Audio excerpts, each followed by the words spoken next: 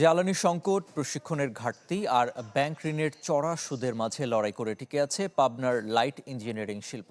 ফলে দেশের প্রায় ৮০,০০০ কোটি টাকার এই বাজারে মাত্র কয়েক শতাংশ দখল করে আছে জেলাটি। পরিস্থিতি বদলে দিতে তাই সহায়তার হাত বাড়াতে চায় এসএমই ফাউন্ডেশন, গড়ে তুলতে চায় খাতভিত্তিক বাণিজ্যের প্রসার।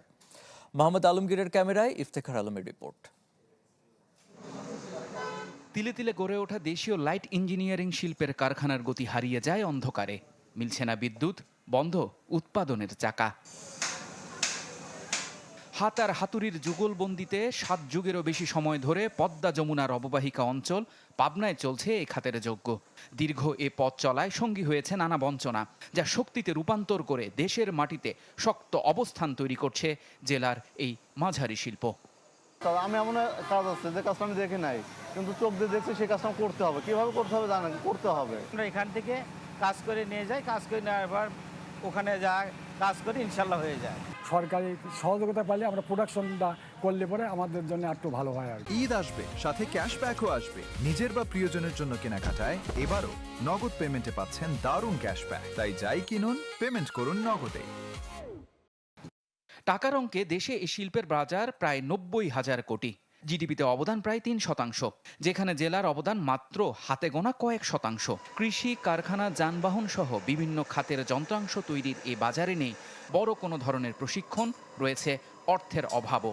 ব্যাংক থেকে ঋণ প্রাপ্তিতেও রয়েছে চড়া সুদের হিসেব।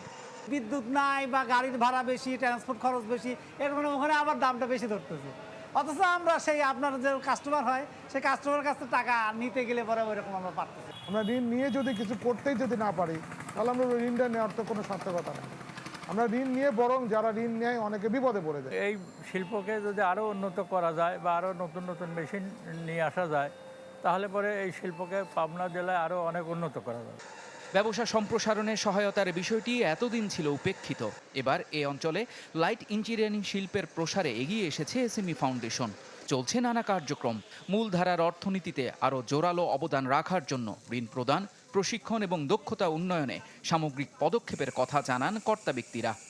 প্রযুক্তি, ওদের উদ্যোক্তা এবং ওদের কর্মীদের দক্ষতা সক্ষমতা বৃদ্ধি করা যায়, ওদের প্রোডাক্টগুলো যদি সারা দেশে দেশি বিদেশে বিপণনের ব্যবস্থা করা যায়, তাহলে কিন্তু এই ক্লাস্টারটা আগামী ৫ বছর কিন্তু অনেক বড় ক্লাস্টার হয়ে যাবে।